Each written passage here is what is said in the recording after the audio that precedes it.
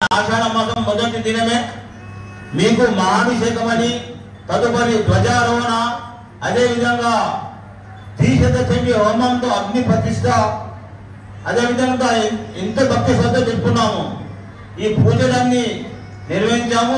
తదుపరి మహాభిషేకం అని పూర్ణావతి, శాకాంబరి అలంకరణ, పులేకి సేవ, లక్ష కుంకుమార్చన, లక్ష్మ బిల్వార్చన, లక్ష పుష్పార్చన, శాంతి కళ్యాణము తొట్టిలో సమర్పించినాం. తల్లి నీకంతా సంతోషంగా ఉందా మా అమ్మ?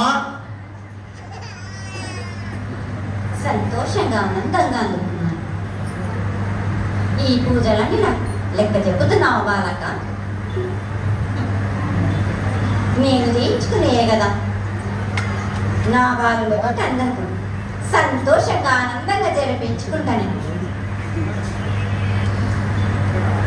అమ్మా, గత 6 సంవత్సరాల నుండి సప్తమాతృలకు సప్తభూనమని విజయవాడ కనకదుర్గ అమ్మవారికి, అదేవిధంగా ఈ నగరంలో ఉన్నటువంటి 6 ప్రధాన దేవాలయాలకు కూడా మేము బంగారు పాత్ర నైవేద్యం సమర్పిస్తున్నాం. పట్టు వస్త్రాలు, వడు బియ్యము సమర్పించుకోవడం జరుగుతుంది. తల్లి మీకు సంతోషంగా ఉందా? సంతోషంగా ఆనందంగా నా అక్క చెల్లెళ్ళకందరికీ చీరసాలని సంతోషంగా ఉంది బాలక.